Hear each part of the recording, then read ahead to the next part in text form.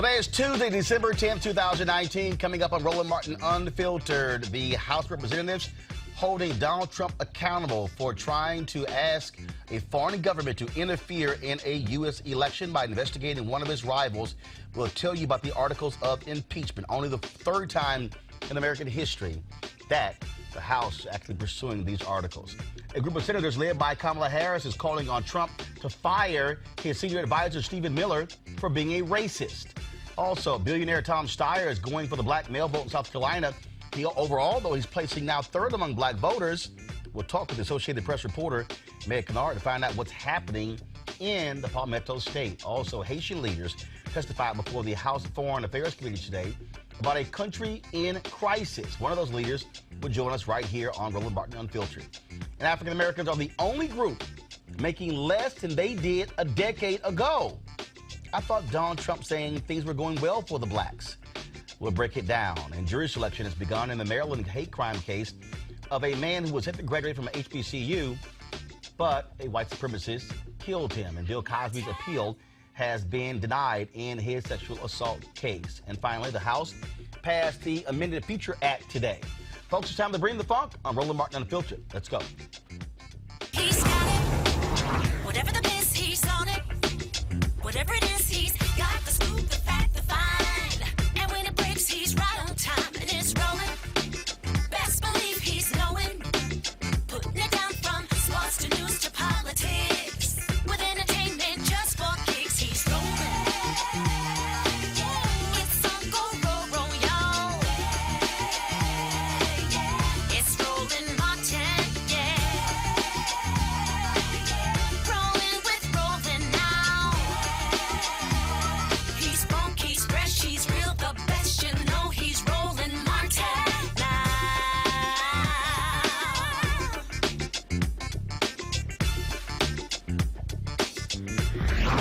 Martin. House Democrats introduced two articles of impeachment today against Donald Trump, alleging abuse of power and obstruction of Congress regarding his interactions with Ukraine. Here is today's announcement. Over the last several months, the investigative committees of the House have been engaged in an impeachment inquiry into President Donald Trump's efforts to solicit foreign interference in the 2020 elections, efforts that compromised our national security and threatened the integrity of our elections. Throughout this inquiry, he has attempted to conceal the evidence from Congress and from the American people. Our president holds the ultimate public trust. When he betrays that trust and puts himself before country, he endangers the Constitution, he endangers our democracy, and he endangers our national security.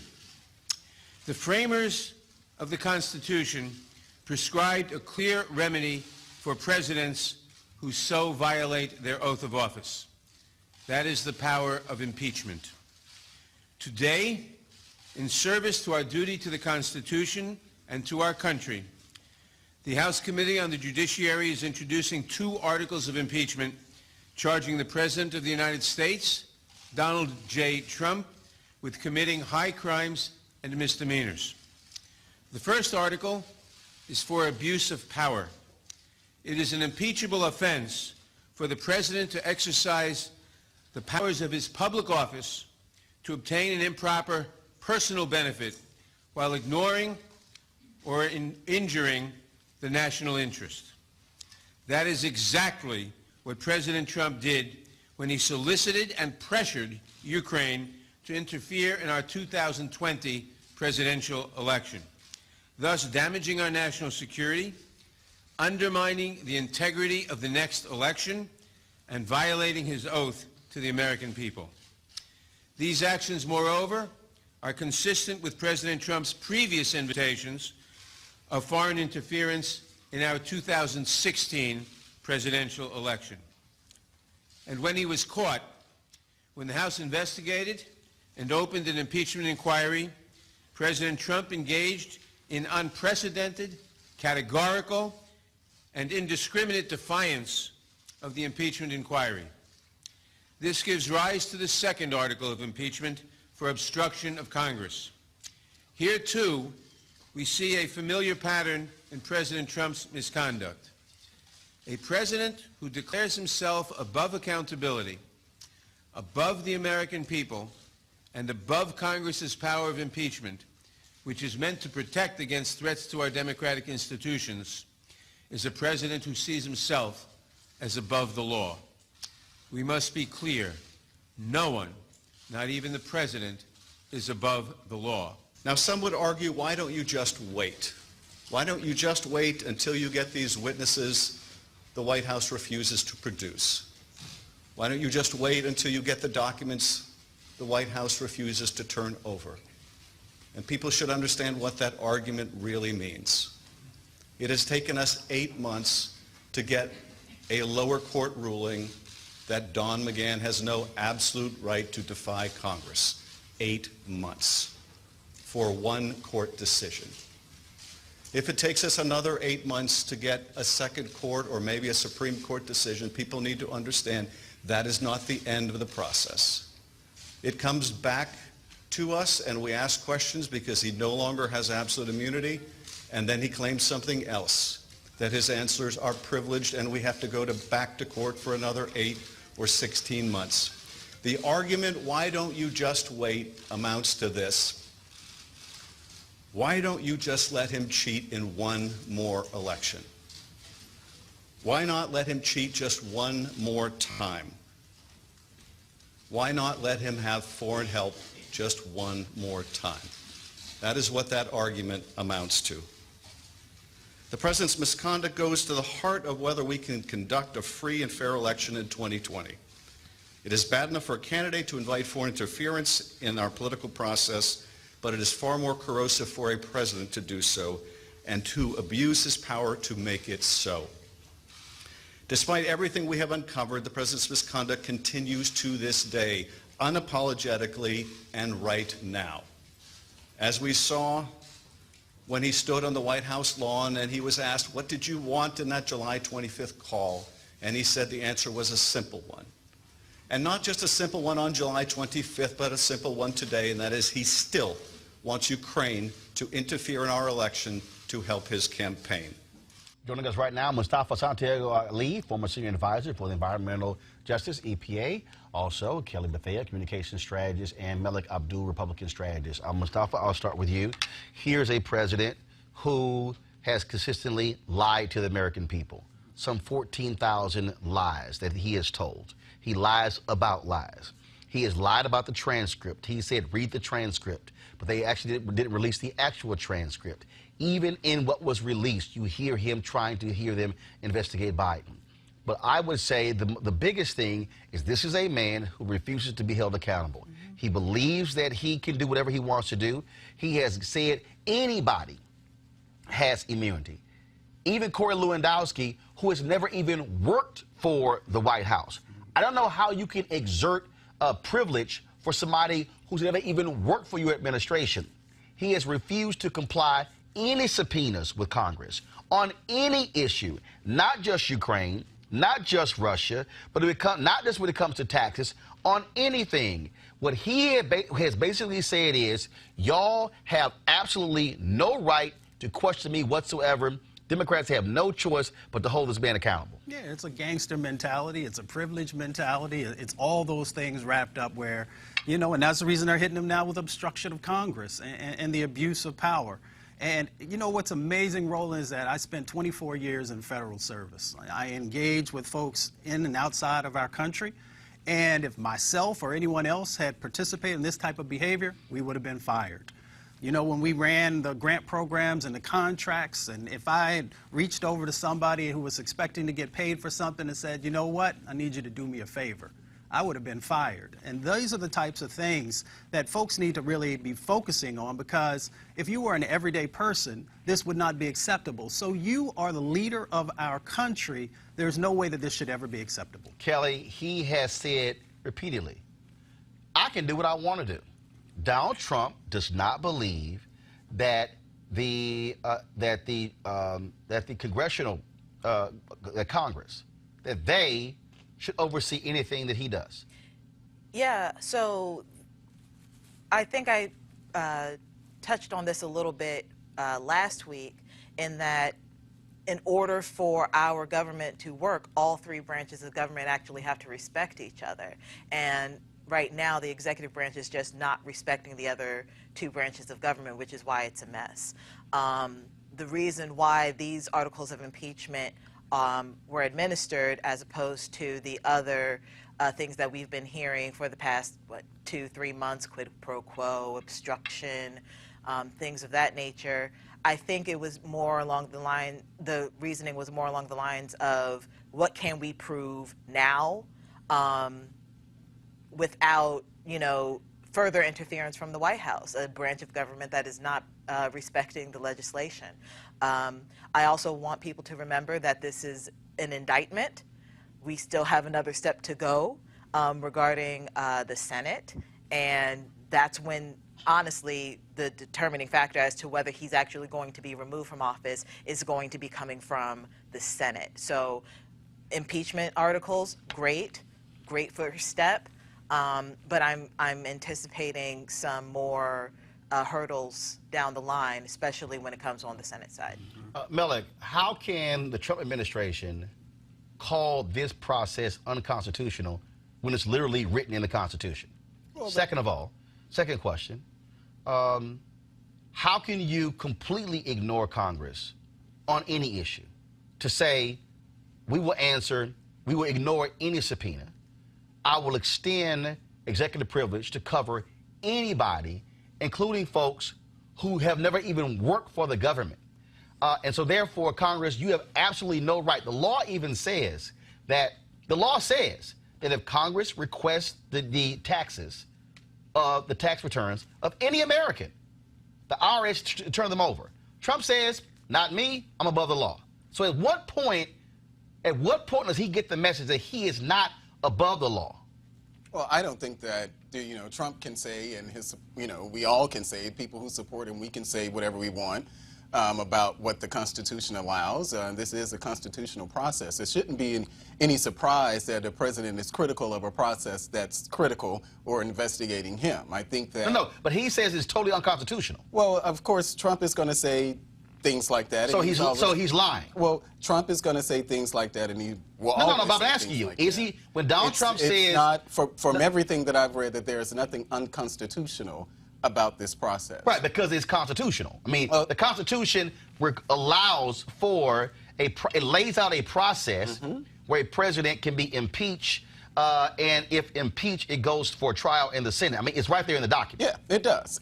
But your question, you had raised the point about whether or not this is something that, how can a president just totally ignore, congressional subpoenas and things like that. I think we probably saw in the case with Barack Obama, the Fast and Furious case, where his administration refused to turn over documents. Actually, it's not what I said. It's not what I said. But that's actually, it's not what I said. You said, what I said was, how can a president refuse to comply with the congressional subpoena? No, with any subpoena. Okay. On any topic, on any request.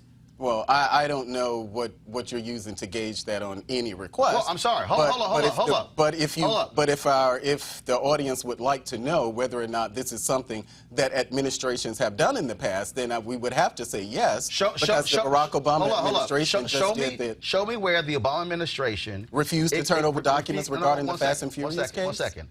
Show me where the Obama administration, on multiple investigations. Well, I don't have those multiple instances, but I have one that a federal judge that's what I said, though. So if you're going to say what I said, that's what I said. Well, it's important to talk about what the federal judge actually, as far as the Obama administration, where it forced the administration to turn over those Fast and Furious documents. Did they? Yes, they did. But here's my question. They did. After the federal judge. Does the law state that if Congress requests the tax records of any American, they must be turned over? I think the law does say that. And Trump has said, I'm above the law. I'm not turning them over. But I don't know. Did a court rule on whether or not he was supposed to turn over? But there's a law already. So why do you need a court to rule if there's already a law? Well, because it's the same reason that we're actually, the conversation about John Bolton. Remember, people are, pulling their hair out saying that John Bolton actually refused to testify. What John Bolton said, what he asked a federal judge to issue a ruling on whether or not he could testify, and that's where we are now. So what they're trying to do is say, fine, a federal judge must tell us we must. So basically what they're saying is, we want a federal judge to tell us we must comply with the law. Well, isn't that what they have the right to do? I think that's actually what. Even though the law is already the law. If you remember what Jonathan Turley was referring to last week, and he was talking about the process, the White House, they have every right to go to the court to get clarification on this issue of executive privilege. So you're saying that in a case of executive privilege, how can the White House assert executive privilege for somebody who's never even worked for the White House? Well, the federal judge who issued the ruling on McGahn, No. McGahn was a White House counsel. Right. I'm talking about Corey Lewandowski, who has never worked for the White House. How can Donald Trump assert that I can extend privilege to anybody? Well, I don't know. What he's literally saying is that if you get called to Congress, if you get called before Congress, and about a conversation you had with Trump, Trump is saying, no, executive privilege. Well, Corey Lewandowski wasn't connected to this case, so No. Corey Lewandowski, when he went before Congress, Donald Trump sent White House lawyers who sat behind him, tell me if I'm wrong, Mustafa. You're right. Sat behind him and said he cannot answer any questions about any conversation with Donald Trump because Donald Trump has asserted executive privilege. How do you assert executive privilege for somebody who's never worked for you? So you're saying that Corey Lewandowski actually showed up for the hearing? When Corey Lewandowski showed up, Corey Lewandowski said, oh, I can't talk about that because the White House asserted executive privilege. That still seems like something that a court should actually decide, which is the point. No. Wait a minute, hold up, Mustafa. How does a court decide that, oh, this applies when he's never worked for the White House? Okay, but my point still about when I was mentioning Don McGahn, what the court ruled is that the Trump administration does not have blanket immunity. No. But that's my whole point. I get that one point about Corey Lewandowski. You go into court for a guy who worked for you is one thing.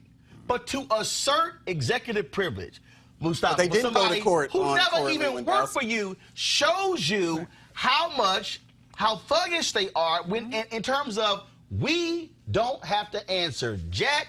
We will do what we want to do. Right. This is unprecedented. I mean, in the 5 presidents that I worked for before, no one ever tried anything like this, and that's the reason that they're finding themselves in the situation that they are. Now, the point is that the folks in the Senate have to actually do the right thing, and we, the people, have to get engaged in this process. I'm still amazed that we have marches for everything.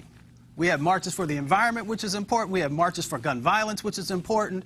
We've got to have people out here actually marching for our democracy, and there should be millions of people in the street when this moves to the Senate to say that we are going to hold you accountable if you do not do the right thing. And that's how we hold them accountable in the White House for this rogue administration. And I don't throw that word around loosely, based upon the actions that they've been moving forward on and how they've been approaching the law. They have no respect for the law. Right. Well, now they'll try and utilize the law. Kelly, and that's the real deal here. They don't have respect for the law. No. To sit here in the middle of this whole deal, and it is undeniable that they wanted Ukraine and held up this relief, this money to Ukraine, to basically the Bidens, and to have Trump's thuggish lawyer, Rudy Giuliani, still going to Ukraine. He's there now, isn't he? I mean, bottom line is they don't care. And the reality is the founders set this up specifically for a person like Trump. For somebody who ignores and flouts the law to say the only way to hold him accountable is the impeachment process. But what's funny to me with this entire situation is even coming out of Trump's camp, no one's denying what actually happened. No one in his camp is saying that phone call didn't exist. No one in his camp is saying any of those things. They're just like, so what? Right. So what? So, and to Melik's point regarding the Obama administration and Fast and Furious, even with that whole debacle, the Obama administration still abided by the law. Yes, they exercised their right to go to a court. Keep in mind, Obama was a constitutional lawyer before he became president. He's a constitutional law professor. Like, his entire career outside of community organizing was, you know, rooted in constitutional law. So he knew what he was doing. And there was a question regarding whether that was constitutional, that he had to overturn it.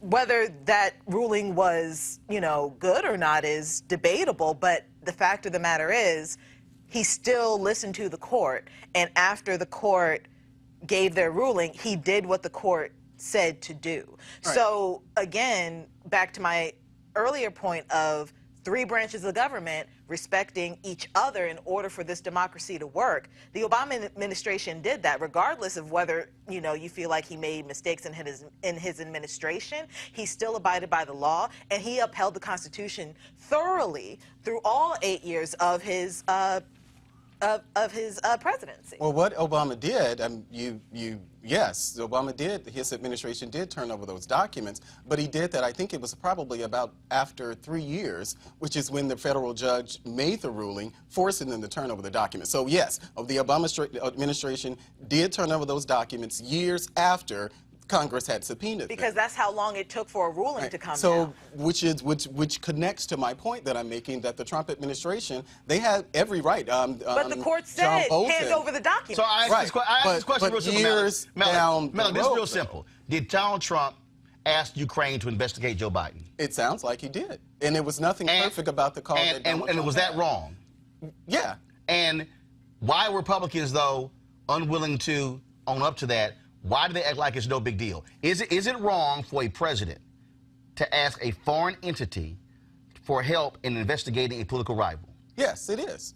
The question is whether or not that's something that should be impeachable. Well, first of all, the Constitution defines that Congress, the House, determines that. And that a misdemeanor or high crimes are misdemeanors. It could be anything that they actually say that it is. Right. But you admit what he did was wrong. Well, I've always said that the president shouldn't have actually made that ask. Right, but it's a lot of Republicans don't even want to own up to that even being a fact. Well, we know how politics works. So whether it's Donald Trump or any other president, the question before the American people is whether or not we're moving towards this in the Senate. My answer is I'm pretty sure that that's not going to happen. But as we're seeing with the polls in all of the battleground states, that the fervor, the interest, the support for impeachment is actually declining in those battleground states. As far as the Democrats are concerned, here's the piece. Last time I checked, when I read the Constitution, it says nothing about battleground states. Right. What it says is that's a political process. One second. Impeachment is a political process. What it says is that how do you hold the president accountable? Mm-hmm. And I dare say this here. If you are a Democrat or Republican, what you should not do is say, I'm going to take an action based upon what a poll says. What I'm going to do is, but 1 second, excuse me. What I'm going to say is I'm going to take an action based upon what is right, what is fair, and is just. And because each person, when they are sworn in, they put their hand on the Bible or whatever they want to put their hand on to say, I swear to uphold and protect the Constitution from enemies, foreign and domestic. Yeah. And the reality is, if you are an individual, whether you are a federal judge, whether you are a House member, a Senate member, or the President of the United States, if you are doing things that go against the Constitution of this United States, then there are going to be repercussions. Yeah, and that is the case here, and that's where it should be. And there should be Republicans who are looking at this from a country standpoint, not a party standpoint. Well, we do Final comment before I go to this. Well, we do know that this is a total political process, and so what Democrats probably should have done, and I said this before, is that they probably should have moved towards censure, and they probably could have had more Republicans and even those Democrats who are there's questionable whether or not you're going to have those Democrats come on to support it. I honestly think that, yes, they're absolutely going to impeach the president in the House.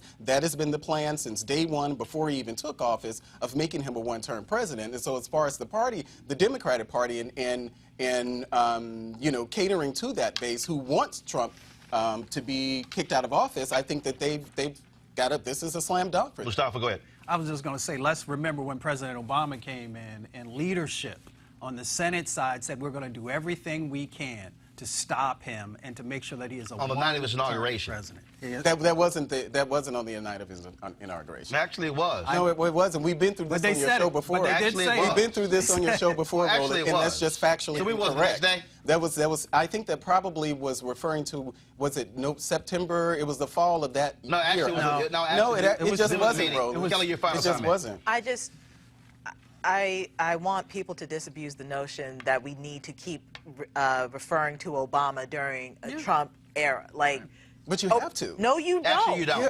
But No, Kelly, you don't. Kelly, finish your point. Go ahead. Like, you first of all, you kind of can't compare Trump to the Obama administration because Trump hasn't done anything remotely parallel. They're still presidents, though. Okay, that's why so we that's compare like them. No, actually, Kelly, that's why we actually, if you compare want to them. compare Trump to anybody, you compare him to Nixon, you compare him to Clinton, you compare him to Andrew Johnson. And that is the three other presidents Who have where been you impeached. had either a formal impeachment process or an impeachment inquiry. That's the deal. But you cannot compare to Obama because Obama wasn't impeached, did nothing even close to getting impeached. But the reality is, But he obstructed Congress, but this president. Okay. It's nonsense. Finish your Well, Kelly, so, first of well, Kelly, facts finish don't your lie. point. Finish your point, Kelly. Facts don't lie. Kelly, finish your point. Trump is not Obama. We are not in the era of Obama anymore, unfortunately. We're not even in an era of Obama that we actually will be proud of at the end of the day. We are in a Trump era. And like you said, we can't compare him to Obama because Obama never did anything to this level that rose to the level of impeachment. Trump has. Obama didn't obstruct Congress. Trump did. Yes, Obama didn't go over to Ukraine. That's what a judge said. No, Go ahead and finish. no. Go ahead and finish. Obama didn't do any of the things that Republicans are denying that Trump actually did. So we can't draw those parallels because they don't exist. That's my point. All right, folks, I want to go to this next story. Senator Kamala Harris led 26 of her colleagues in a letter sent to Donald Trump demanding the immediate removal of Stephen Miller from his position as a White House senior advisor. The letter reads, "Dear Mr. President, we write to demand the immediate removal of Stephen Miller as your advisor. Recent reports confirm that he advanced white nationalist, anti-immigrant ideologies. Continuing to employ him as a senior architect of your immigration policies ensures that those policies discriminate against individuals of color to advance white nationalist ideals. He must be removed." According to over 900 recently published emails dated March 4th, 2015 to June 27, 2016, Mr. Miller, who was an aide to Senator Jeff Sessions at the time, actively pressured editors and writers at far-right website Breitbart to publish white nationalist articles. He drew his source material from known far-right websites peddling conspiracy theories, including VDare and InfoWars. When Pope Francis called for the United States to welcome immigrants, Mr. Miller proposed a story on the Camp of the Saints, an overwhelmingly racist white genocide-themed novel detailing an immigrant invasion designed to wipe out the white race. The book dehumanizes immigrants by, among other things, painting them as physically grotesque. It is simply appalling that a senior advisor to the president advanced parallels between this book and contemporary events. Alarmingly, this was not an isolated incident. Rather, it is just one of a myriad highly disturbing communications.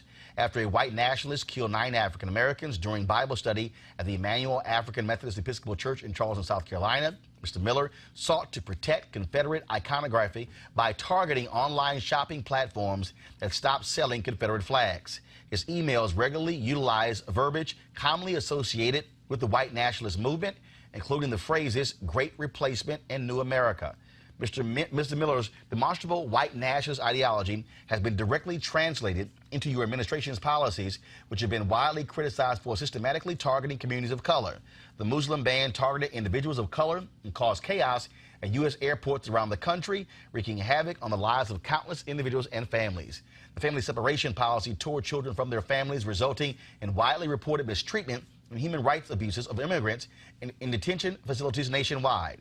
The rescission of Deferred Action for Childhood Arrivals, DACA, has thrown the lives of hundreds of thousands of dreamers into chaos and instability. Mr. Miller has also reportedly advanced your administration's efforts to slash refugee admissions, limit asylum access for vulnerable populations, prevent extensions of temporary protected status to those granted safety from humanitarian crisis abroad, and disqualify immigrants who use public resources from receiving certain immigration benefits. And there are other issues that are in this email. So, Melik, the fact that these emails show Stephen Miller quoting white supremacist journals, is it time for him to go? I doubt very seriously that the Trump administration will listen to anything. That's not what I asked you. I'm asking you your position, not them.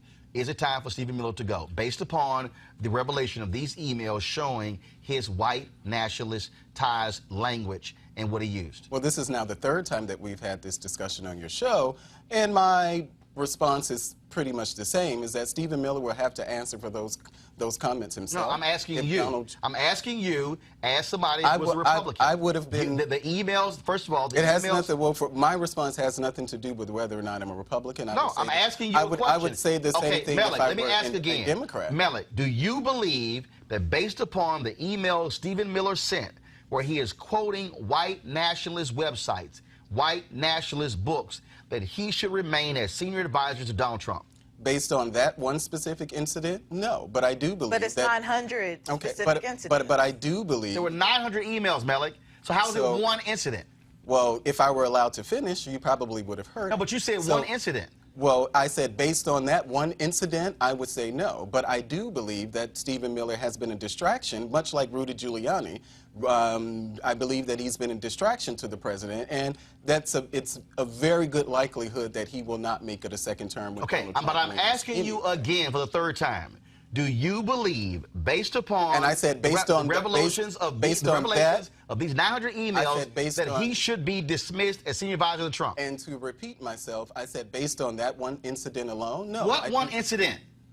What one incident are you just? There are 900 emails, Melik. But we're talking about the emails that. That's not one incident. Well, if you sent 900 emails, that's 900 incidents. I think that there are a culmination of things that Stephen Miller has done that have been a distraction to the president. I'm asking you for the fourth time. Not just the 900. Do you believe that? So do you want me to agree with 900 No, it's either yes or no. It's either yes or no. Do you believe that Stephen Miller should be dismissed as senior advisor to Trump? Yes or no? And as I said, based on this incident where we're talking about the emails, no. I mean, Kelly, that's not a secret. Kelly. Could you imagine if Valerie Jarrett, one of Obama's top senior advisors, did anything remotely? Why are we talking about Valerie Jarrett? She's not the discussion. Because you just spent the last 20 minutes comparing Trump to Obama. Oh, so now we can talk about Valerie Jarrett. No, but 900 emails. I'm trying to figure out how that's one incident. 900 emails where he is quoting white nationalist websites. He's using white nationalist language. And he's talking about that particular book. That ain't one incident. It's 900, and 900 of those incidents were woven into policies that Trump has executed, policies that Miller either has conceptualized with Trump or influenced Trump on. The point of an advisor is to advise for the benefit of the entire American community, like everybody, black, white, brown, indifferent, straight, gay, what have you. Clearly, he's not doing that. Clearly, these policies that Trump has put in place that have been inspired by Miller are racist, prejudiced, discriminatory, and very, very fine line on illegal. Like, whether it's actually illegal or not, I have to do my research on that, but at the very least, it's immoral. Mustafa, clearly, Stephen Miller is a white nationalist and a racist. Without a doubt. But let's talk about the process, because I've been through the process before. So you have, and I've been through background checks. So they go out, they talk to all kinds of people, they do all kinds of research on you, and then they bring a file. And they put that file in front of folks, and then people have to make a decision if you are in alignment with the administration, if you're in alignment with a president. That's point one. Point two, President Trump has let go dozens of folks who he felt were not in alignment with where he wanted to go. So for me, then that tells me that this individual is in alignment with where he has to go, Right. or he would have been one of those folks that have been let go as well. Right. And that's Donald Trump saying, I'm perfectly fine with a senior advisor quoting white nationalist publications, white nationalist books, using white nationalist language. Like, Well, silence speaks. That's the thing. Silence is loud. And when you, as president, are not chastising your senior advisor over 900 emails that are clearly racist, that says something about you. We don't know the conversation that he's actually having with We Steve. know nothing. Is he still That's employed the there? don't know point. the Is he still conversation. employed there? Well, Here's I the just- piece. okay, If he's still so employed there, I'll clearly just let Trump's you, cool so with it. clearly I don't get to finish my points because you guys no, just but jump in no, you're gonna finish your to what- point. to but what is- I'm saying. But if I'll I ask you, can't Bellick, get the point I'll out, ask you, though. Bellick, is Stephen Miller still there? Yeah, he's Is he still employed there? Yeah, he still is. Yeah, but I we thought don't. so. But we don't know the conversations that Donald Trump has had with Stephen Miller. We simply don't know that. But what I am happy. Has Donald Trump? But what I'll I am, ask you. Has Donald Trump come out and condemned these emails? No, not. Has that Donald I, Trump? Not that I Has know Donald of. Trump come out and said what Stephen Miller wrote was wrong? Not that I know of. Has Donald Trump come out and say it was wrong for Stephen Miller to Not pressure that I know Breitbart? of. And I don't. I and, I, thought so. and I don't expect him to actually make. But he fired his chief of staff, who was actually getting him on the straight and narrow. The point he fired is, the people who the point actually is that do something. we can have to our try issues and with we preserve can have the our integrity of that issues with Stephen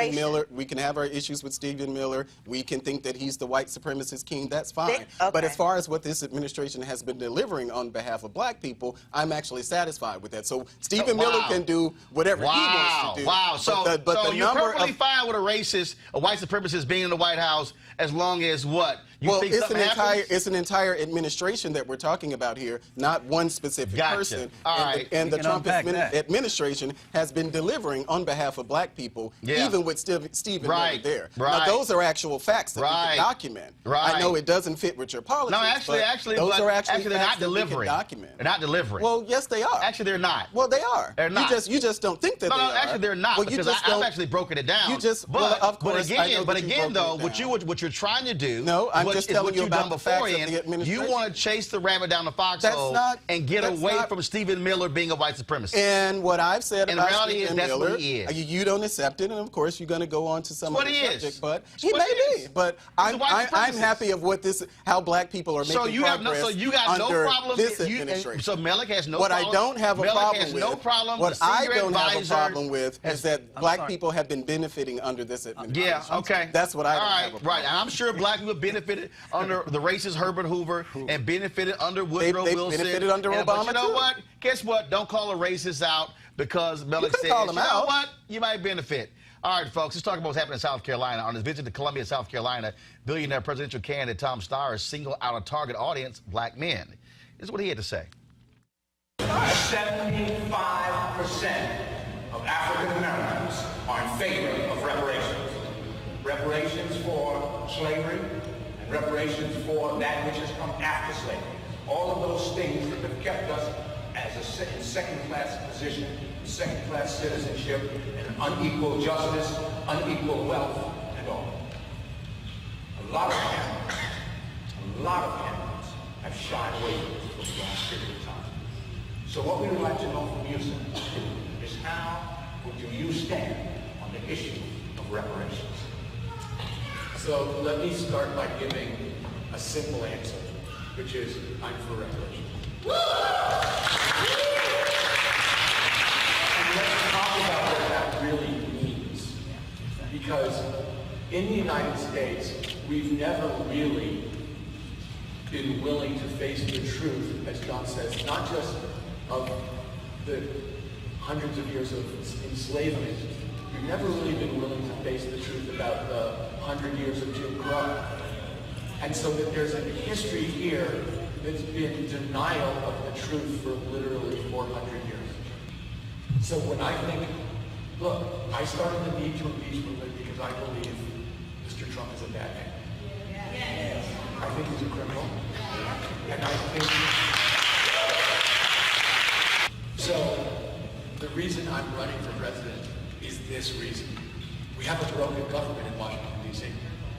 You know, and my opinion is the reason we have a broken government is the corporations want it. if you look at the problems we're having, somebody is profiting from. We think it's terrible, but somebody's making a ton of money. You guys are paying really high drug prices to somebody. They like it. You know, if you look at this gun violence issue, but the NRA is run by the gun manufacturers. They funnel the money through the NRA, and that's why we can't get any kind of gun, sensible gun safety legislation. It's, if you look at climate change, it's an issue that I've worried about for over a decade and worked on and fought the oil companies on and beat them and fought the utilities on it and beat them. But there's a reason we're not dealing with this. We can have cheaper energy, we can be healthier, we can create millions of good paying jobs in every community in the United States, but it's bad for oil companies and natural gas companies and coal companies, and they are winning. First, why did you choose Clinton College today? Well, I think that we wanted to be an HBCU. And I think that we were trying to have a place where representatives from the African American community in North and South Carolina could come. I think I'm a progressive who's traveled this country full time for 7 years, talking to Americans the way I did tonight. So that's completely different. Also, he's a failed businessman. He's a fake businessman. Actually, I'm a successful businessman. It's completely different. One of the reasons I think I should be the candidate is I think in order to win, we're going to have to take Trump on and show him for the fake he was as a businessman and the fake he is as a president. That his supposed economic successes were actually huge failures, that he's a fraud, and that we have to take him down. And I'm the person who has, by far, the most experience in business and international business and economics in terms of all the candidates. All right, folks, joining me right now is Meg Kennard. She's the AP politics reporter. Meg, glad to have you here in South Carolina. First of all, today, Steyer unveiled his HBCU plan, $125 billion. But the big issue is that he's actually running third among African Americans. What is happening in South Carolina? Hey, Roland, it's always good to be with you. It does seem that Tom Steyer is starting to resonate with voters here in South Carolina. As you well know, as your viewers well know, this is the first place in the primary calendar where Black voters really have a significant voice. They comprise most of the Democratic electorate here. So, Tom Steyer's been on TV for months at this point, well before he even became an official candidate. He's been running his need to impeach TV ads. And when I go out and I'm asking voters, hey, who are in your top three? And if they mention Tom Steyer, a lot of the time they're telling me, I've been seeing him on TV for a long time. And now he's coming to South Carolina and he's speaking to issues that matter to me. He's talking about economic justice. He's talking about climate change and how there are issues going on with that in their communities. So what I hear from voters is they're interested in learning more about Tom Steyer. Let's keep in mind, no one poll is going to tell us exactly what's going to happen. But there's a survey that came out recently that shows Tom Steyer polling third here in South Carolina with numbers among Black voters that are higher than many of the other candidates who've been in this race for much longer have ever attained, more than Cory Booker and Kamala Harris put together among Black voters. But the difference here is that what you say at the outset, it's money. Tom Steyer poured some $10 to $12 million of his own money into national ads saying impeach Trump. Then he gets in the race, and he is now, of course, he would be leading if Michael Bloomberg had not jumped in, but he has spent more than $50 million on TV ads. At the end of the day, he's inundating people. I saw one story where in Iowa and New Hampshire, they actually were getting sick of his ads because they were running so many.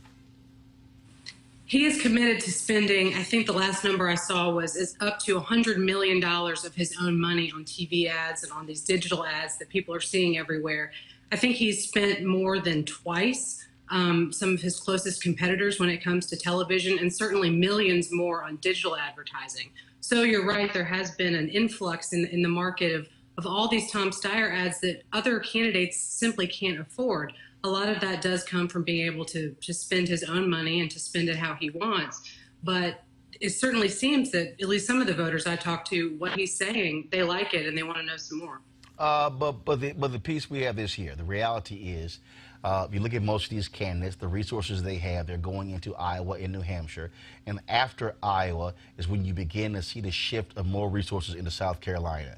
We know that Joe Biden is leading overall. Do you think that based upon what you're seeing is that you're likely going to see where a Sanders or even an Elizabeth Warren will still be in a strong position because they'll be shifting to South Carolina, whereas if you're Steyer, bottom line is you're not making a real dent in Iowa and New Hampshire, so you got to go somewhere. It's a good question, but Tom Steyer at this point is already also on the ground with staff and resources in 5 of the states at least that vote on Super Tuesday. So he already has his viewpoint shifted to the states that come quickly after South Carolina. I do think that depending on what happens in these early states, certainly Iowa and then New Hampshire, what happens there, I think, is going to have somewhat of an effect on certainly the mentality of voters and what they think about candidates. It doesn't necessarily mean that if you don't win one of those states, then you're just out of luck in the ones that follow. But a strong performance can seem to indicate to voters, they can see that, they can start to kind of develop a mentality of having that person as the nominee. And so it can start to flow to these other states. So, yeah, we don't know what's going to happen in those early states. But Tom Steyer has already put the resources in place. I think here in South Carolina, he's got the most of any of the early state staff. There's more than 40 staffers here, last I checked. So he's certainly ready for the votes to come. All right, then, Mayor Kennard, we surely appreciate it. Thanks a lot. Always good to be with you. I appreciate it. Kelly, what do you make of Tom Steyer and the money he's spending? It's a lot of money. And I think it's a smart move in terms of getting the message out there, because I remember I think these have been running since early last year. Like, I've been seeing them for a very long time. I just don't want it to be a, what's the word? I don't want it to seem like pandering. Because that's my biggest concern. Because what does reparations really look like? You can say that you support it. There's nobody running on the Democratic side who, you know, verbally is against it. So what does reparations look like? What does how do you get $125 billion to HBCUs? If I need to see something more substantive as opposed to the lip service from anybody. And with Steyer, I mean, you have almost over a year of lip service, if you really think about it, because it's, you know, between the ads, the interviews, the you know, campaigning on the ground, it's becoming almost as a gimmick, like a battle of the billionaires type thing, because he's the successful billionaire against the failed billionaire, and where do you go from there? So those are my main concerns. Mustafa. Well, Tom showed up for the Environmental Justice Presidential Forum that I did, so I appreciate that. Tom has also been, you know, sort of introducing himself to folks. And, you know, we've talked about this before. So folks got to be able to see you and touch you and feel you. And he's been going into the places all across South Carolina, from the Little PD, you know, all the way over to Spartanburg and a number of other places. He even went to some of those places before he announced that he was going to run. So, you know, most folks want to see you. They want to be able to sit down and have a conversation with you. Now, I think that there is a good point that we got to make sure that the policy is there. You know, Elizabeth Warren puts out those policy plans, and you pretty much know exactly where she's going, what she's going to do, and at least somewhat how it's going to be funded. So I think people are resonating with Tom, one, because of the commercials, but two, because he's actually out there with folks trying to find out what's going on in their lives. I think this is something that we've seen before. With Steyer, it seems like this is another iteration of what we saw in 2008 and 2012 with Obama, what we saw in 2016 with Telly Lovelace and the RNC, the efforts that they were doing to actually go into the what they call the barbershop tour. So Steyer is doing something similar to that, and I give him credit for doing so, but we would be remiss for not acknowledging that this is also something that Cory Booker and others are doing. Steyer, in this case, has about 10% of the vote in South Carolina, but what is, and the guest actually pointed that out, the reporter pointed that out, is that you have Tom Steyer at 10%, and you have Cory Booker at about 2%, and I think Kamala Harris is about 0.3%. 0.34% of the getting 0.34% of the black vote in South Carolina. She's not running anymore. Yeah, and some of that, I'm sorry, but some of that also is money, because they did not have the resources. Because when you're running for president, it's about an introduction of who you are. What do you believe in, and allowing people to get comfortable with you. And Corey and Kamala did not have the same amount of resources to invest. But on they had the name basis. recognition. No, they didn't. But they did. In South Carolina, they had the name Actually, recognition. they didn't, and that's the difference. How did they not have? They did. They recognition in did South not. Carolina? Follow me here. She's a senator from California. Right. He's a senator from New Jersey, and so this assumption that I know you, not true. The difference here, and this is where money does play. If I am all of a sudden in 7 days a week, first of all, let's deal with the fact that black people watch TV more than anybody else. Which is why we know who those two are. No, that's wrong.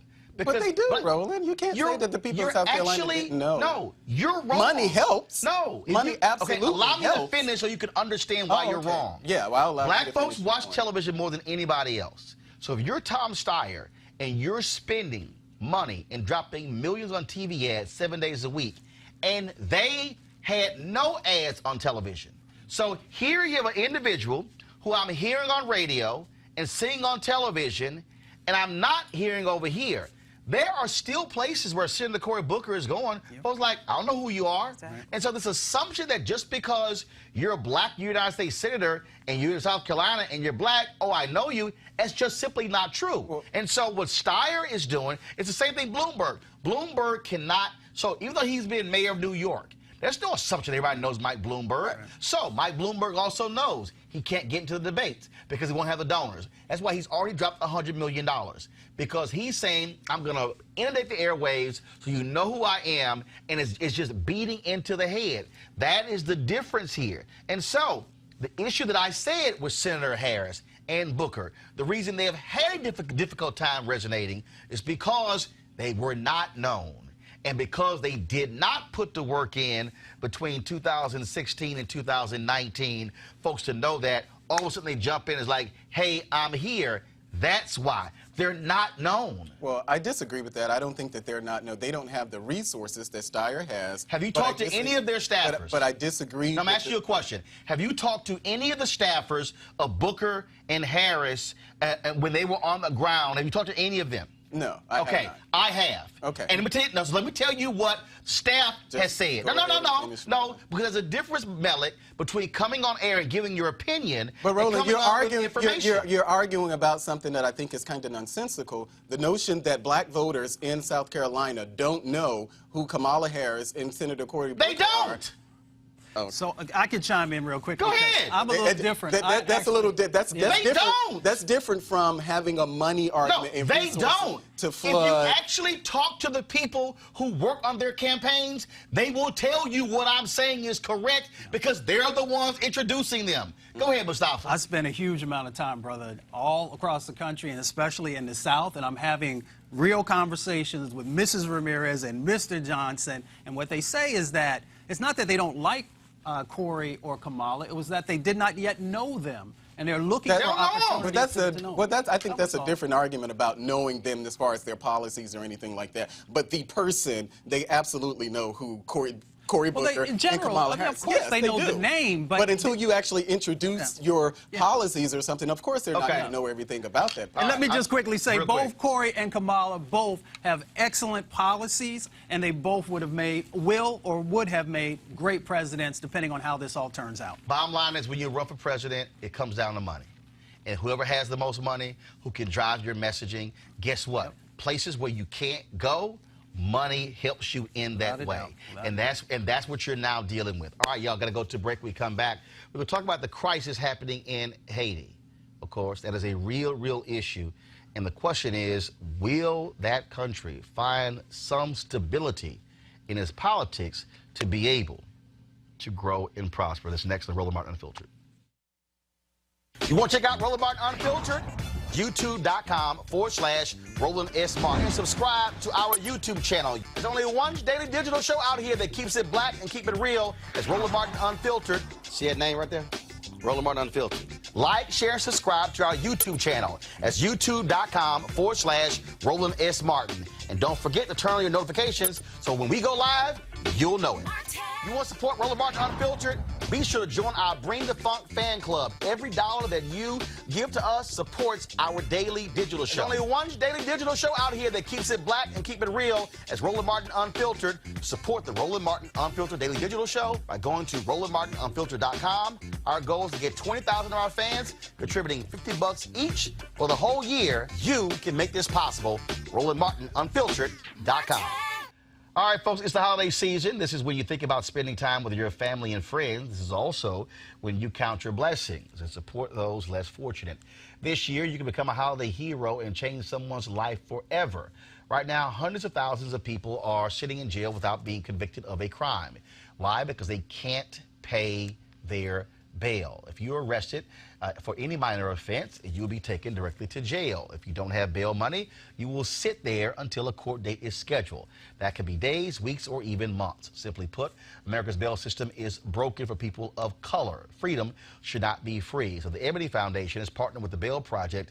They're sponsoring Home by the Holiday campaign. The goal is to get 1,000 people bailed out of jail by the end of the year. A donation from you can change someone's life tomorrow. So what they want you to do is simply go to Home. Well, first of all, you can donate $25, $50 or more to the Ebony Foundation. So go to homebytheholiday.com. It's homebytheholiday.com for you to help somebody get out of jail and be with their loved ones for this Christmas season. All right, folks, let's talk about Haiti, of course, an embattled country that is right off American shores. Haitian leaders came to D.C. today to speak to the House Committee on Foreign Affairs about the crisis in the country. Here's a look at some of the testimony. Are there any leaders of the opposition that you could name, and could you speak to how a transitional government could actually, how do we ensure that that doesn't contribute to the chaos and actually does get Haiti on a pathway to peace? I think the first way would be to ensure that civil society play a really strong role instead of dealing with the crisis as a crisis between the president and the opposition, because the youth, the people from the accountability movement, we don't believe that all those politicians who want the president to resign are actually fit to replace him or to be in charge of the country. We want to take the process really seriously and have a vetting. We don't want any corrupt official, whether it's from the opposition or from the government party, to be in place. And we think that society, the youth, the petrol challengers has to play a key role if we want to move forward and avoid chaos. We don't want chaos. We don't want opponents to just replace the president. It's not about taking power and just keep minding their own business. It's about changing our country. It's about doing something new. It's about finally taking Haiti away from this mess, if I can say it this way. I'm in a position of trying to determine what should we do? What should I do as a member of the United States Congress, and the policies that we put forward and the money that we want to invest it, where should we do it? Where should we put it? Is it the right thing? Is it the wrong thing? So I got a minute to go. Did I have anyone to answer those questions? Mr. Erickson. Sure. I think that one, very important role for Congress could be to go to Haiti soon and really assess the situation. Regarding the question of the Haitian National Police, I think ultimately civilian security in Haiti is going to depend on national police, right? We don't want the army to come back. But I do think that this requires more in-depth examination by Congress, either members of this committee or others who may be interested to investigate this. Thank you. Oh, and just to add to that, I think it's very important. You were saying what we should invest in. I think we should invest in local governance, strengthening local institutions. I think that is one of the best ways to move forward, to really strengthen Haitians and really also work with the grassroots civil society organizations and really build them up to be able to be those actors of change, those political champions that can really help move Haiti forward. Joining us right now is Pastor Gary Theodot of the Haiti Democracy Project. Pastor, glad to have you here. A lot of folks, let's just be honest, in this country have not spent time focused on this issue, Pastor. We think of Haiti, and frankly, the only time folks think about this country is when you talk about we talk about earthquakes. And so from your vantage point, what should this country be doing? when it comes to what's happening in Haiti? Thank you, and I want to thank you for the invitation. And I'm pleased to be with you in this program tonight to talk about Haiti again. Like you just said, people have talked and heard about Haiti only in negative ways. Let's say when we have weekend, political instabilities, or other problems. But we know that Haiti has many problems, political, economical, and so on.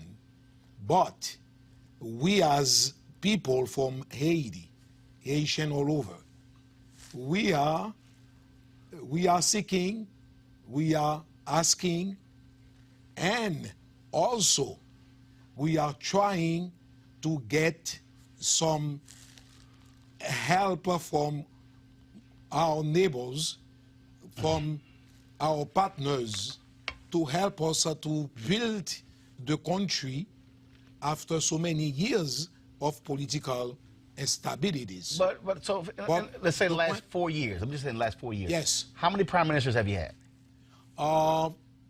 After 4 years, right, we have, let's say, about three prime ministers. Right. So yes. So you've had protests. So what is driving the instability? That way you have no continuity of leadership, because part of this issue is also, if you're a member of Congress, or it's like, okay, well, now who's in charge? Now who's in charge? And so new prime minister, new leadership, new ambassadors, all of a sudden. And so when it's constantly changing, the question then becomes, okay, if I get to know somebody, hell, 6 months later, they're gone. Correct. The point is that, all right, we have trying to build up a democracy system there, but people are not really ready for the democratic system. Because of what? We have a culture of not really accepting that we are losing. Let's say we had an election 2 years ago, 2016. We have an elected president, Mr. Jovenel Moïse, who was elected by the people. Only 2 years in power. People who were candidates and who were not elected, they are trying to oppose to the president, to oppose to his plan, to oppose to his vision. And now we have this type of instabilities there in the country, where people are not only asking for better services or also to have a better living, but they are supported and pushed by the opposition leaders to have violence and to have, actually we have, the country has been blocked by who? By the opposition leaders. And also we have so many armed gangs who are trying to intimidate people to vacate at their businesses, to go on with their lives. And the problem is not only political, we know that. It's also economical, because Haiti has a profound economic problems that needs to be addressed. Let's talk about one of the issues that I've talked to folks there. I've talked to journalists there. It is a particular interest to me because my great-grandfather migrated from Haiti. Yes. Let's deal with the 5 families of Haiti. Mm-hmm. You've got very rich folks there. Yes. You've got individuals who, away from Port-au-Prince, who frankly are doing well. In fact, after the hurricane, when the United States State Department wanted to build temporary housing on some land there, literally these rich families wanted to charge the federal government more than $250,000 per acre for that land. I remember doing an interview with Cheryl Mills when she was the chief of staff for Secretary of State Hillary Clinton. And when I stated that, she was very surprised that I knew about that. Yeah. They literally were trying to charge Americans $270+ million to build housing on the land. So aren't you also dealing with rich interests in Haiti controlling the economics and the politics of Haiti, and poor Haitians are sitting here saying we're the ones getting screwed? How do we deal with that? And then this is what is going on now, where those rich families, they want to control the political power. And the actual president is trying to change the system, to say, hey, listen, for those who are controlling the country for so many years, and the poor people cannot get anything from them, from the system. He's trying to be their voices. But what they do, they use the opposition leaders to try to not only to disturb, but to stop and to block the actual government program for the country. And this is what we want the international community to understand what is going there. It's not the people against the president. It's some people from the private sectors that finance the armed gangs to intimidate people, to terrorize the country. Like right now, we understand that we have a group of people that try to defend or to ask for a better life, for a better living, but at the same time, the private sectors is trying to use some of the politicians to block the actual president program. Mustafa, go ahead. I mean, I've been to Haiti a couple of times and spent time in Port-au-Prince. So how do we rebuild the infrastructure that's necessary? Because I'm one who believes that when you give people hope again, when you make sure that they have a home, when you make sure that they have running water consistently, you know, all the various things that are necessary, how do we begin to get that in place? I know there is a political aspect, but for me, as someone who focuses on rebuilding communities, how do we do that? Well, we can do it by several ways, like using people who live there, they know their needs, they know what they want, and they have interest in a better living. They know that. And also, we can do it in partnership with them or but with the government. Because of the infrastructure problems that Haiti is facing now, it's a long journey. And we want to change. We want to make a change. But the point is, with these political instabilities, we cannot do anything. And this is what we are trying to help the international community to understand. The political instabilities affect the country's economic health. We cannot make any progress with the political instabilities. And this group of people who are trying to block what the actual president is trying to do for the best of our country, they don't want anything good, or they don't want to stay out of power. They want to control the country while they are not doing anything for the well-being of the people. Jacqueline Charles is a friend of mine. She was a NABJ Journalist of the Year. She wrote this piece. Go to my iPad, please. She wrote this piece in May 15th, 2019. Says, dozens brutally killed, raped in Haiti massacre. Police say even young children were not spared. That is the La Saline massacre. 50 people who were killed, and Haitian officials were implicated. And so, and the citizens there still demanding justice. Okay. I just came from Haiti. I live in Boston, and I know what I'm trying to say. People have been talking about the La Saline massacre. Officials are involved in that. they cannot prove it. One. And also, we heard it this morning with those two people from Haiti, Mr. Pierre L'Espérance and Mrs. Douillon. They were talking about massacre in Nassau. But the point is, we have armed gangs, and they are fighting to each other. So you have armed gangs, but do you have a Haitian military combating the gangs, and what, the gangs are overrunning the military?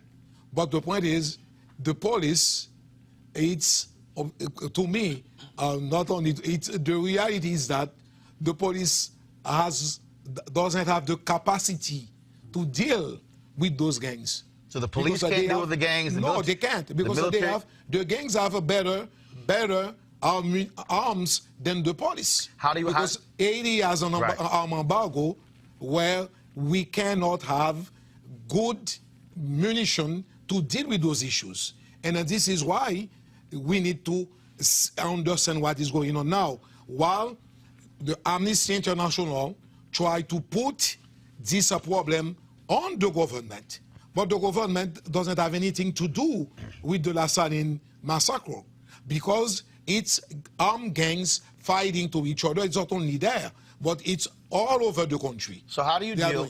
So how do you deal, again, at the end of the day, in terms of moving forward? You have to have a sense of unity within a country before you can even go to an external force. So if you've got a ruling party and the opposition not wanting to sit down, if you've got allegations of a president stealing $3 billion, at the end of the day, how are you going to get America to be willing to step in if you continue to have internal dissension? And what do you want? Are you looking for America to come in as a mediator? Are you, I mean, so exactly what? Because you're going to have people who are saying, yo, if I'm giving money, why? So the question is, what specifically do you want from America to deal with what's happening in Haiti? All right. As you heard it this morning, the same question was asked to those two people who were invited by the Foreign Affairs Committee at the Congress.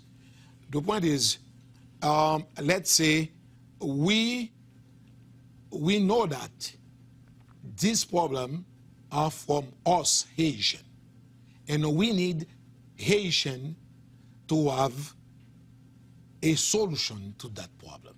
We know that. But the point is, we reach a point where dialogue cannot be established, or dialogue cannot go through between the political actors. Now, the international community is trying to see what they can do as a mediator to find a way to address these actual problems between the political actors. What we want from the United States is to have a better understanding of what is going on. Like, they want to get the country to a point where violence is, where human rights abuses can go on, and force the international community to ask the actual president, which is the elected president, to get out. That's what they have been doing for a while. Who wants the elected president to get out? That's the opposition leaders. They are using the people from the streets. The armed gangs, they finance them. Gotcha. They arm them. But I'm still asking, and which is not clear to me. Yes. What do you want America to do? You have Congressional Black Caucus members, you've got House, you've got Senate. What do you want America to do? Do you want America to send in a special envoy in order to help mediate these competing interests in Haiti, similar to what we've tried to do in the Middle East? Sure, we welcome that. Not what you welcome. Is that what you're asking for? We want that, exactly. So this is why the American embassy is very involved there in Haiti to try to see what they can do to have a good dialogue among the actors. But unfortunately, the president is open to that dialogue, but the opposition leaders not. Right. No, they said but, they don't want to have any dialogue with the president. No. What I'm saying, okay, follow me here. I'm using the Israelis and Palestinians as an example. Yes. If you have an American envoy who comes in, who's meeting with the president and his party, who's meeting with the opposition party in order to try to bring them together, what you're asking is you want Americans, you want Trump, or you want Congress to assign an American envoy on a negotiating team to assist in mediating the warring factions in Haiti to come to a political solution. We will welcome that. We want that, but it's not only American, but it can be the international community. No, I got you, but the reality is, if you get that from the Americans, other folks will follow. Actually, this is what we need. We need a mediator to resolve that problem. All right, Pastor Theodot, we appreciate it. Thank you so very much. Thank you very much. All right, keep us abreast of what's happening. Okay, thanks. All right, folks. Jury selection, folks, in this case out of Maryland. After his trial was delayed 4 times, jury selection has started this week for Sean Urbanski, the man charged with the hate crime murder of Richard Collins on the University of Maryland College Park campus. Prosecutors believe Urbanski killed Collins, who was about to graduate from Bowie State, because he had a bias against black people. He has been charged with a hate crime and first-degree murder. We'll certainly update you on this case as it moves forward. Also in today's news, in the court system, Bill Cosby has lost his appeal when it came to his sexual assault conviction. You might remember, of course, he went to the appeals court. They upheld the verdict.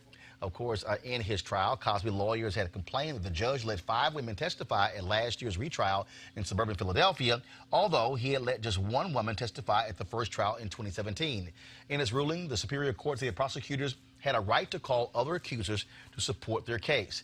Here's a statement from Cosby's attorneys. This news of the Superior Court denying Mr. Cosby's appeal is appalling and disappointing, but it shows the level of corruption that resides in the judicial system of Pennsylvania.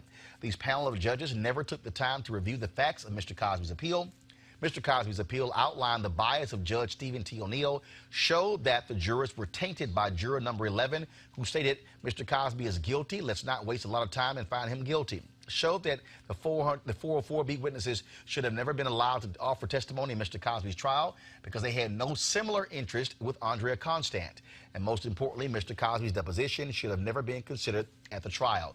It's obvious that these judges' minds were made up because they didn't take the time to dissect Mr. Cosby's appeal.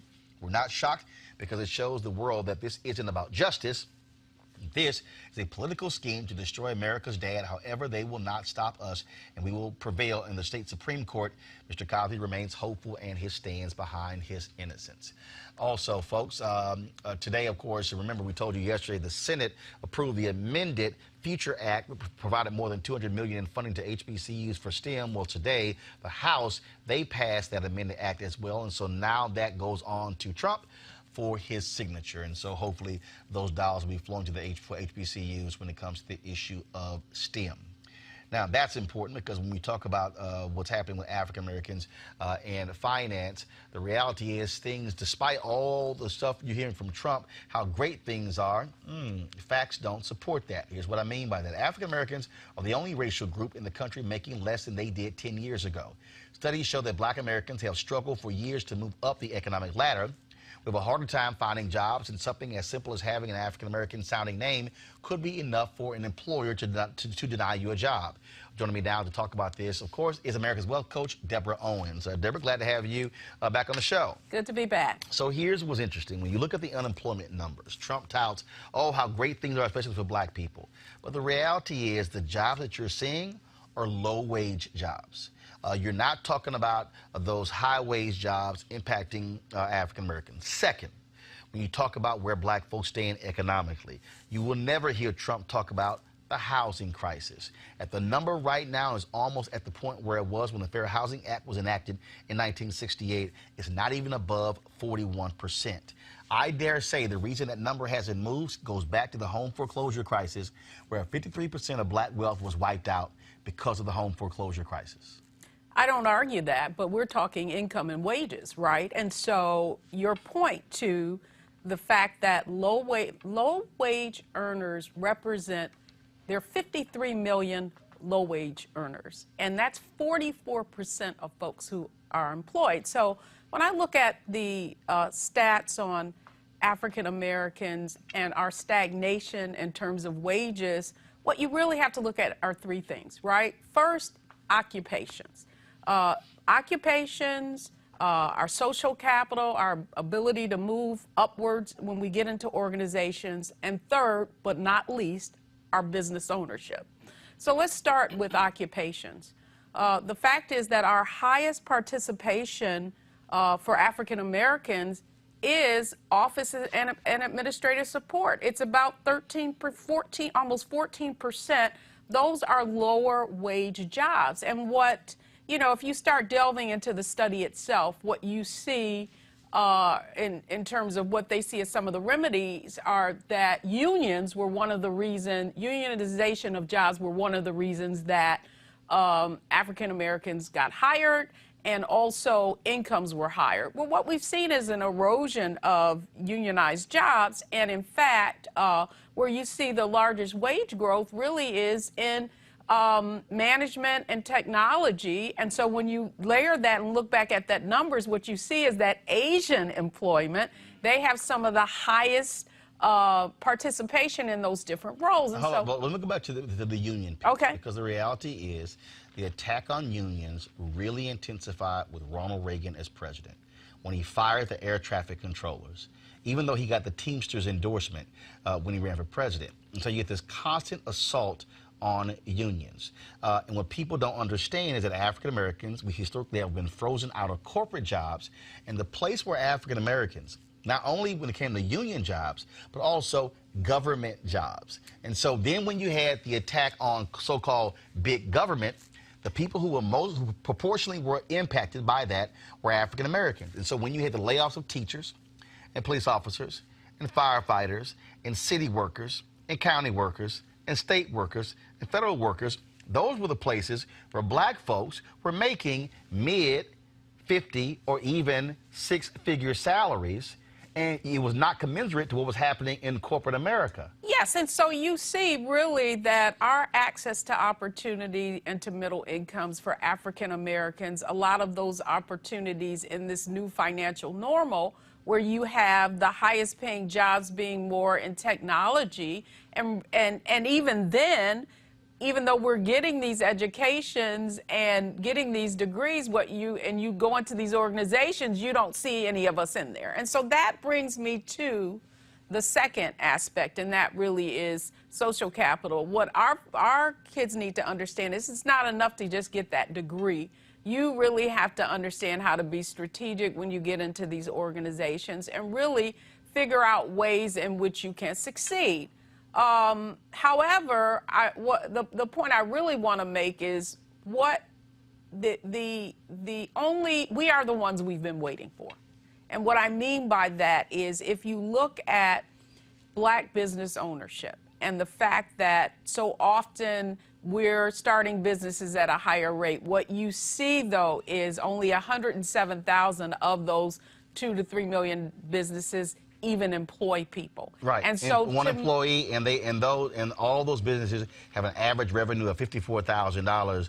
When 7 years ago, when we had 1.9 million black-owned businesses, we had 1.8 million unemployed, but they were doing 110,000. So yes, we have more black-owned businesses, but smaller capacity. Right, and so to that point is if you look at Hispanic and Asian incomes, one of the things you cannot ignore is that they have started businesses, their businesses employ more people, and if we're going to employ more of our people, it really is business ownership. You know, I belong to this organization, Traffic Sales and Profit in Atlanta, where this Lamar Tyler heads, and he's really helping black entrepreneurs scale, and that's really the issues, right? It's not enough to just create a job for yourself. Is basically what we're doing is because of that limited opportunity, when in fact what we have to do is employ people. And I'm going to call you out for just a minute, Roland, because if you think about your show, and if you think about all the people, myself included, who you brought on that show, and all of those people that went on and are now on CNN and, MSNBC and all, that opportunity that you gave them really was social capital. There is no way any of us would have gotten that type of exposure had we not had that entry door. And that, to me, is the most significant part of business ownership. And those are jobs that, depending upon contracts, $50, $75, $100,000+. I know, and there are some who are $150,000, $170,000 who I put on TV first. And so you're right. When you see Nia Malika Henderson, when you see April Ryan, when you see Angela Rye, Paul Butler, David Swerdlick, I can go on and on and on. Dr. Jason Johnson, I mean, all Right. of the above. And so the point that I want to make, and I feel like we need to be clear, is that business ownership in our community, that is the new frontier. And if we're going to employ our kids who are in high school and keep employment of even those who have to transition during middle management, that is the areas that we need to focus on, not just starting businesses, but also scaling. And again, when you talk about scale, so I'm just going to use this show, as an example. So if you take those numbers, 2.6 million black-owned businesses, 2.5 million have one employee, average revenue $54,000. So we launched this in September 2018, actually really the beginning of 2018 after TV One canceled News One Now. So first year, we did about $700,000 in revenue. There are 9 employees. So if you take the top 10%, if you take that top echelon of black businesses, we're in it after 1 year. And so because my deal always has been, you have to have scale. Yeah. I've had people who got mad at me when I said, I don't want more black businesses. It's like, what? I said, no. I said, give me the 2.6 now that have 25, 50, 100 employees. They were like, what are you talking about? Because we've gotten wrapped up in, hey, it's a black-owned business. I spoke at an award ceremony in Houston, and they gave an award to 3 black PR companies. And I'm sitting there waiting to get my keynote, and I'm going, I bet you between the 3 of them, they ain't doing $1 million combined in revenue. And I'm sitting there going, I wonder if those 3 ever sat down and said, why don't we have one larger PR company where we can go after larger contracts and employ more people? And I'll just give you this here before I go to you. I've probably spoken at easily 20+ black chambers of commerce events. And when I go in, I ask them for the program. And I go through the program. And not one of them was M&A, mergers and acquisitions, a part of the agenda.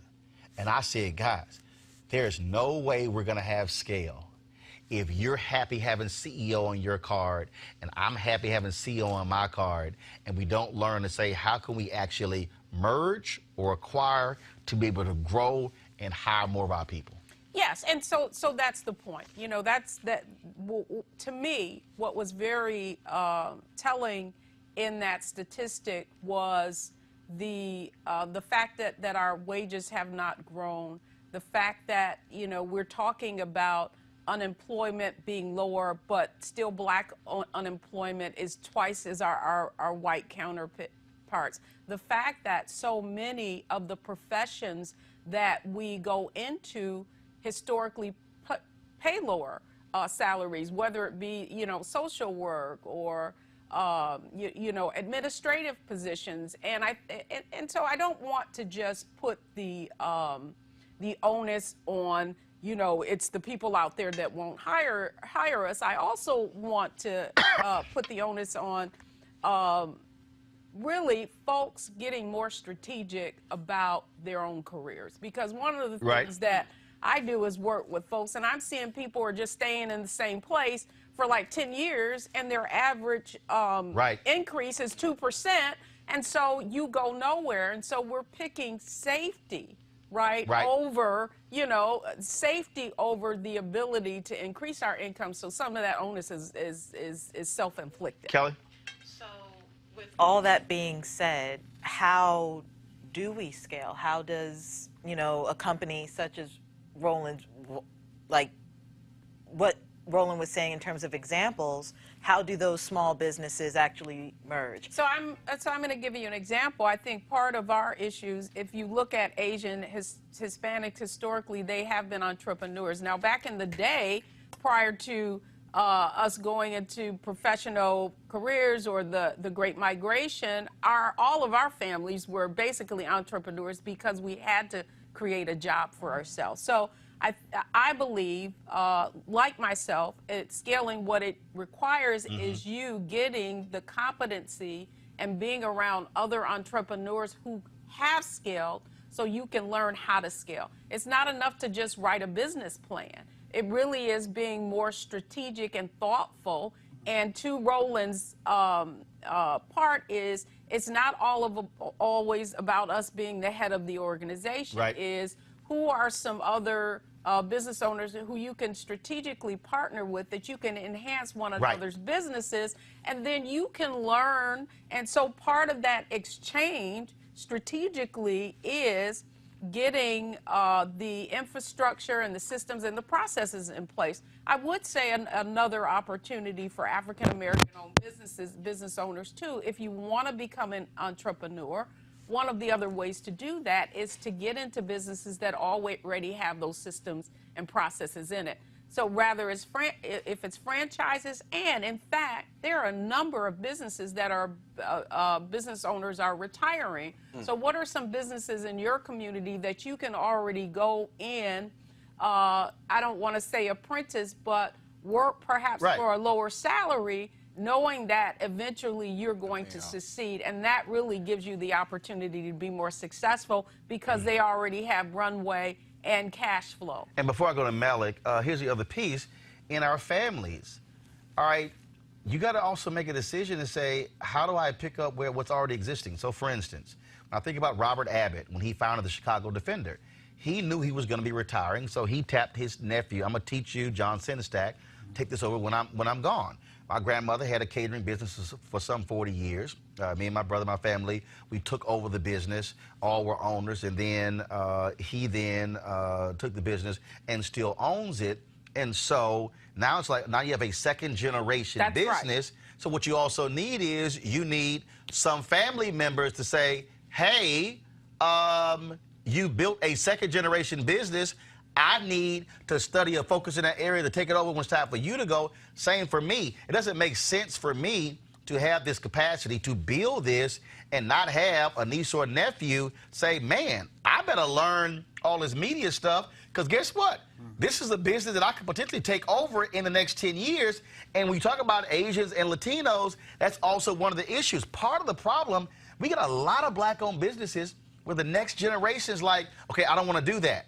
And so all of that capacity has been built, all of that knowledge, all that expertise, and then they're either sell to somebody else, or frankly, they shut it down when a person retires or passes away, and now you're restarting versus building on top of what they already did. So what you just defined, Roland, is wealth, right? It transfers from generation to generation, and what is happening in our community is everybody is starting out from scratch. We're recreating the wheel every generation. We've got to, it's just like making a scratch cake, like you got to put all the ingredients in. When in fact, if we had those systems and processes in already, it makes for a much smoother transition, a much smoother runway, and then the ability to continue to scale. Malik? And I think your point about people becoming complacent, if you will, in their jobs, I think that's a really good point, and we do need to focus on retraining some of those people. I use myself as an example. I'm currently taking IT classes, something I never considered before, never considered having a career, but you have places like DC that I think is doing a pretty good job as that, whether it's through the apprenticeship program or this young guy, Raymond Bell, who has the Hope Project. And what the Hope Project does, it actually trains formerly incarcerated individuals, people who don't have those may not have employable skills to enter into the workforce, and so he's actually creating opportunities for that. And I think that the more that cities are able to replicate systems like that, I think we need an all hands on deck approach to it. And I think that's something that if other cities actually start doing themselves, this is something that can actually change the trajectory for many lives, because many of these jobs are actually middle class jobs. But I also think, Deborah, to your point, is mindset tied with that, because we talk about safe. The reality is, if we really want to be honest, many of us have been raised by black grandparents and baby, Don't you Got lose that good job good government because job. they're thinking in terms of job, as opposed to no, if there's an opportunity, so that's also where risk comes in. That's right. And fortune really favors the folks who are more ambitious and innovative. And so the mindset is huge. And in fact, it has hindered our ability. So to your point, Roland, when you look at the transition that we've made over these 2 decades, right, it's very difficult for someone to come out of high school and earn a $50K, which is something that you could do in Detroit 20, 30 years ago. Yep.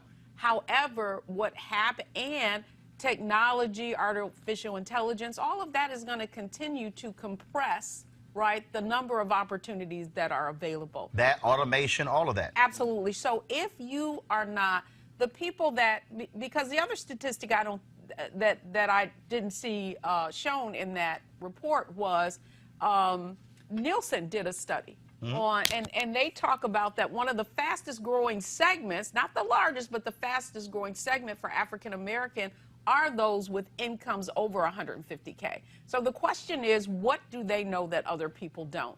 And what I would submit to you is that ability to be very dynamic, to understand that we're in a volatile economy, and that you have to constantly be willing to shift. You know, you may have, my husband went to school to be a journalist. He became an anchor, reporter. That's how we all know each other. And yet now he's VP of communications for an advertising agency doing crisis communications, right? So you have to be willing, right, to look at what your skill set is and transition and go where the opportunities are. And so to your point, we do have to be more strategic. Mustafa?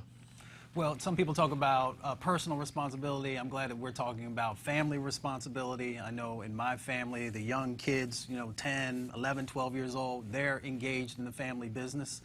But I'm also curious about our major organizations. What role do you see them playing? Our churches, our mosque, synagogue, and also our fraternities and sororities and the other sort of civic organizations. What role do you see them playing? So I'm glad you brought that up, because I think that is an untapped resource, something that we can use for social capital. I think our organizations, whether it be the Divine Nine, whether it be our churches, that's where our community is. And so we have to be much more strategic about how we're pooling our resources and also how we're preparing ourselves. I mean, there's in many churches what is going on is that there are those career counseling, there are financial boot camps and those sorts of things. But I think the next frontier really is pooling our resources together so that we can go in and buy franchises. We can give the access to capital that is so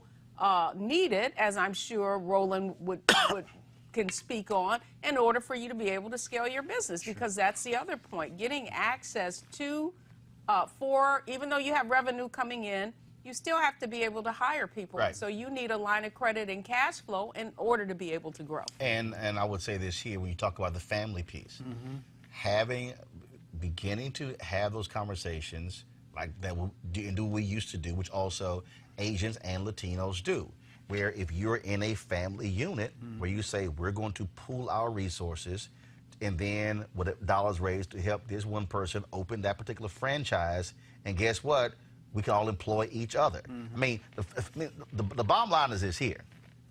You take any business, okay, you have to go hire people. So if I own a business, common sense says if I got family members, I would rather pay a family member for a service who has the skill set, because that's the person who I know better than anybody else. Well, it's interesting, though, because it goes back to mindset. Right, and and if we want to be honest, what I would say is that in many of our families there is a lack of trust, and that lack of trust, as I see it, is simply based on ignorance, right? So lack of trust in our families, which then extends to a lack of trust overall among black people. I mean, I can tell you, and I got no problem saying it because I've said it before. Look, before we launched this show, I went to every major black media company, and I said, I'm about to do something that none of you are doing. Here's an opportunity for us to partner. You already have infrastructure in terms of sales team, in terms of office space.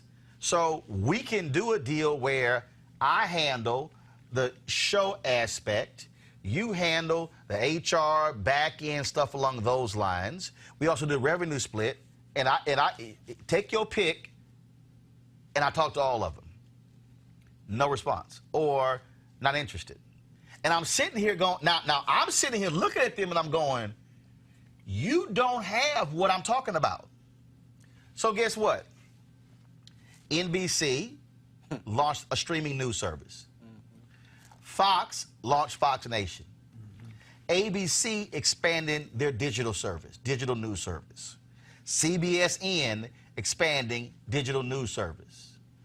I'm looking at all, and so people were telling me I was crazy, and I'm going, so if I was crazy, how the hell is every other media outlet launching digital news services? And I literally could not get, and still cannot, Deborah, get black media owners to say, let's partner. And one of them was like, you know what, I don't really told someone else, I don't want to deal with big personalities and egos. I'd rather just own the whole thing and pay somebody. And I'm going, that ain't gonna happen if you got somebody who's built a personal brand who doesn't want to just have a job, but who also wants to be an owner too. Well, yeah, but then, okay, so let's get back to mindset again, right? What you're really, you're taking the path less traveled, and let's be honest, so much of the investments and the strategy and the growth, the lack of it in our community around innovation really is risk aversion, right? If you look at from an investment standpoint, most of our assets are in fixed income investments, CDs, government, anything that's guaranteed where we're not going to lose our principal. And in fact, what we don't realize in doing so, there's risk in taking no risk at all. Right, but the thing for me is, and again, as somebody who's always been a futurist, if you will, in terms of this industry, 2005, I'm at a media fellowship at Cal Berkeley, and Evan Williams comes in and he's teaching us about this new podcasting platform he's launching, Odeo, okay? This is the same Evan Williams who later becomes a co-founder of Twitter. And so I come back to Chicago Defender, and I launched audio podcast in 2005. 2006, we launched a video podcast. So come 2016, 17, everybody's like, podcast. I was like, yeah, I kind of did that 12 years ago. But I'm at the Defender. Here you got these black millionaires who own the company who are like, what's all this podcast stuff? I said, trust me, if y'all get out of my way and let me do this, I can guarantee you where we're going. Here we are in 2019, and they're trying to do stuff that I was doing in 2005. And so part of the other issue, this is the final issue I want you to speak on, Deborah. Part of the other issue with these black-owned companies is you have got to understand that if you don't see around the corner, you're actually guaranteeing your demise. Ebony magazine, this is before I go to you. John Johnson did not believe in the internet. Well, yeah. Did not. He said, I don't want to hear digital stuff. And I'm sitting there going, bruh, this is happening. Final point, go ahead. Okay, so my final point is really this, and that is because of our risk aversion, our lack of exposure, our lack of capital, our lack of safety nets, what is required in our community is much more education, right? And so what I would say to you, even as you're going out here raising capital, that we can't just go get a bunch of people in the room and say, okay, guys, this is what we're doing. Here's the potential. Write me a check for 20, 30, 40, 50,000.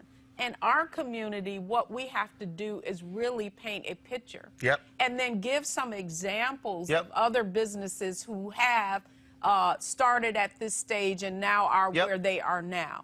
It is a longer... That's the one thing that we're doing. Yes, it's a longer process, but it's necessary because This is in the investment landscape, whether it be private funding, friends and family or whatever. Right. We never had the assets to even be able to get into the front end of the Twitters or the of the world. So we have limited experience. But I want us, though, who have the opportunity now, to seize it and not still try to operate in the early 20th century. Deborah, how can people reach you?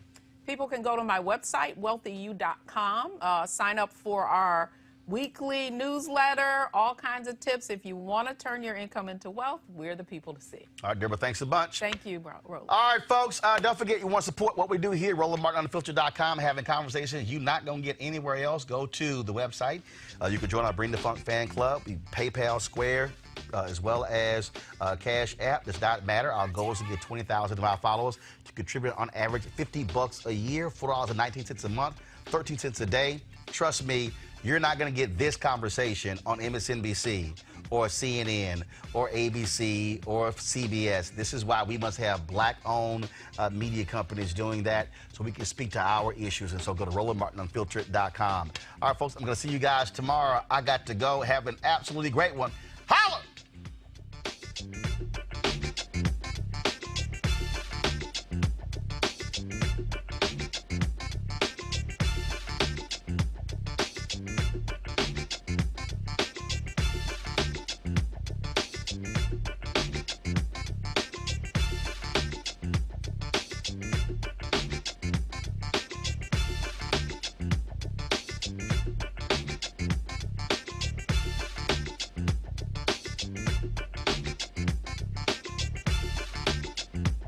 You want to check out Roland Martin Unfiltered? YouTube.com/Roland S. Martin. And subscribe to our YouTube channel. There's only one daily digital show out here that keeps it black and keep it real. It's Roland Martin Unfiltered. See that name right there? Roland Martin Unfiltered. Like, share, and subscribe to our YouTube channel. That's YouTube.com/Roland S. Martin. And don't forget to turn on your notifications so when we go live, you'll know it. Hey everybody, this is your man Fred Hammond, and you're watching Roland Martin, my man, Unfiltered. Hi, this is Essence Atkins, and you're watching Roland Martin Unfiltered. Hey yo, Peace World, what's going on? It's the Love King of R&B, Raheem Devon, and you're watching Roland Martin Unfiltered. Hi, my name is Brescia Webb, and you're watching Roland Martin Unfiltered.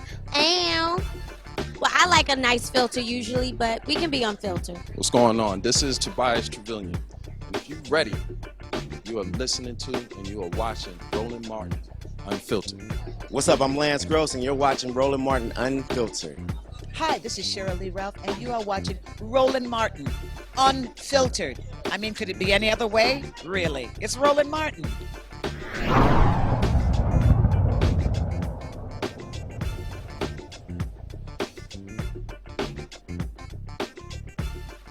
You want to support Roland Martin Unfiltered? Be sure to join our Bring the Funk fan club. Every dollar that you give to us supports our daily digital show. There's only one daily digital show out here that keeps it black and keep it real. It's Roland Martin Unfiltered. Support the Roland Martin Unfiltered daily digital show by going to RolandMartinUnfiltered.com. Our goal is to get 20,000 of our fans contributing $50 each for the whole year. You can make this possible. RolandMartinUnfiltered.com. Hey fam, want to check out Roland Martin Unfiltered, the blackest show on all of digital, cable, and broadcast. Check out our audio podcast.